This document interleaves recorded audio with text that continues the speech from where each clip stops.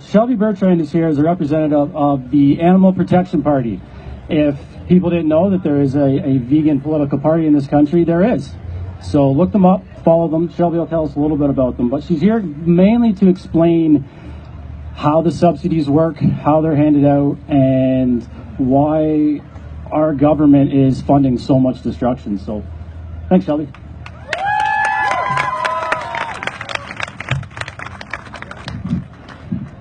Thank you for that.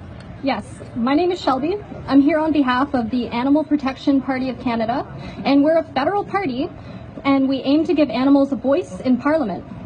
So it's safe to say everyone here is familiar with the fact that animal agriculture takes a bigger toll on global warming, water usage, and habitat destruction than all methods of transportation combined, and amenities of everyday human life combined.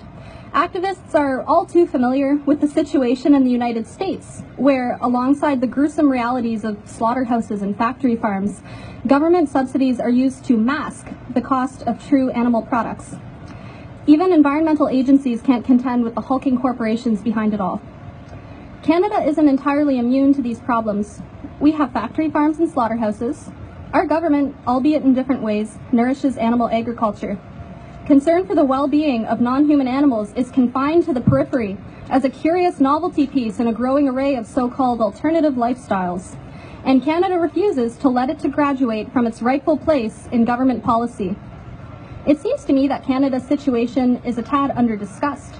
However, you don't have to look too far beyond the press even to learn where our government's priorities on the environment and animal welfare really stand. In Canada, farmers of dairy, poultry, and eggs are protected by a supply management system. With its high tariffs, it shields Canada's market from competition from foreign products. Prices are set based on production costs instead of market demand, and a regulated quota system prevents overproduction. Many who want the system dismantled in the name of fair trade say that politically it's not possible. In reference to the millions of dollars that are spent by lobbyists protecting the system and the electoral regions that could swing an election depending on if the system is supported or scrapped, many also say there are too many votes at stake. This is exactly the kind of talk I'm challenging Canada to confront. Are we really going to separate the sentience of another creature and the pursuit of right? Have we grown tired of history telling us where things like a reverence for life and exploitation fall on the sides of right and wrong? Available just online from Agriculture and Agri-Food Canada, that's AAFC, is a list of programs and services available to farmers, including research grants, emergency funds, and funds that support various other causes. And don't get me wrong, our world needs farmers. And of the 75 grants, funds, and services our government offers, many are simply disaster funds and things of that sort. However, out of our 75, there are 2 that might endear themselves to us. One mentions reducing greenhouse gases from livestock, and one mentions clean technology. These 2 are matched in number by items dedicated to supporting horse racing. The vast majority, approximately 60, can be said to directly or indirectly concern marketing. AAFC's list of programs and services are saturated with words like quality, standards, and certification, but you can bet that not one program concerns the real producers, animals, or their welfare. Programs or services offered to farmers are geared towards bolstering health and safety claims about products, reassuring customers about where the product was made, the country, and the promotion of products that will, and I quote, enhance the public's perception of agriculture and its role in the economy. This is transparently symptomatic of the amount of dressing up animal agriculture needs to masquerade as normal. It's presented as wholesome, traditional, and nostalgic, while its actual products get a makeover too before appearing on anybody's plate. It's clear that Canadians care about their products being associated with quality and transparency. It seems to distance us from the conditions that make the U.S. such a battleground for vegans.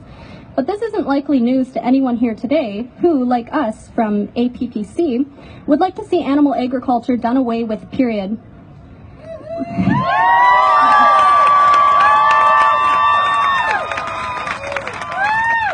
In Canada, large-scale factory farms are not as prevalent here as in the U.S.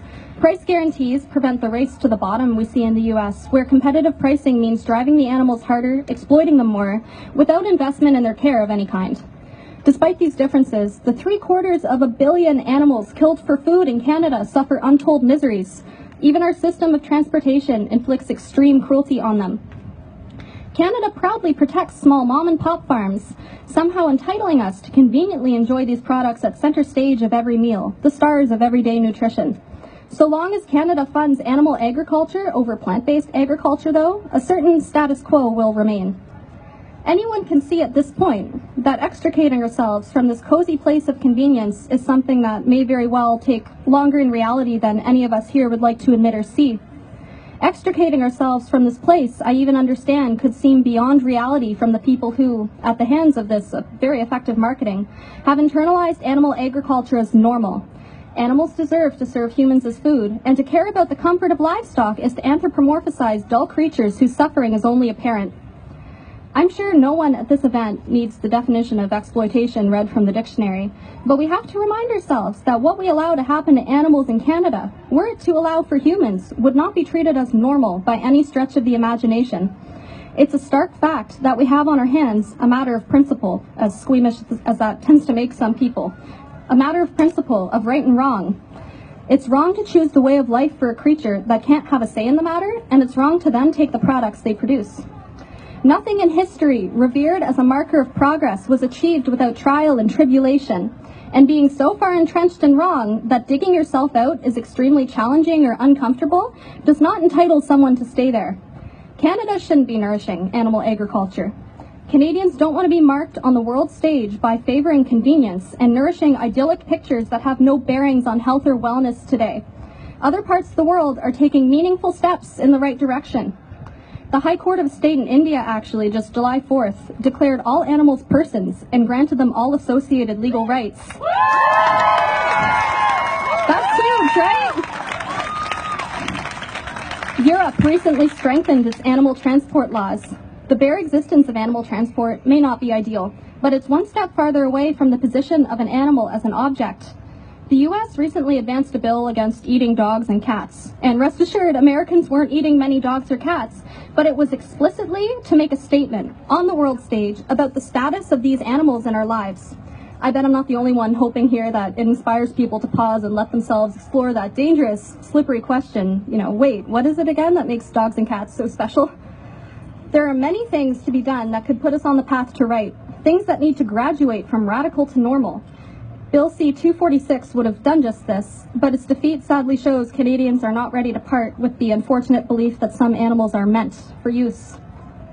I say it's time to let Canada be an example on the world stage. We need to tell our elected representatives, pick up phones and call them, about Canadians wanting things like cruel transport, animal agriculture, and animal testing to end, and wanting the alternatives to get their overdue recognition as worthy investments. Our representatives need to hear that Canada is ready to unapologetically pursue right. Thank you.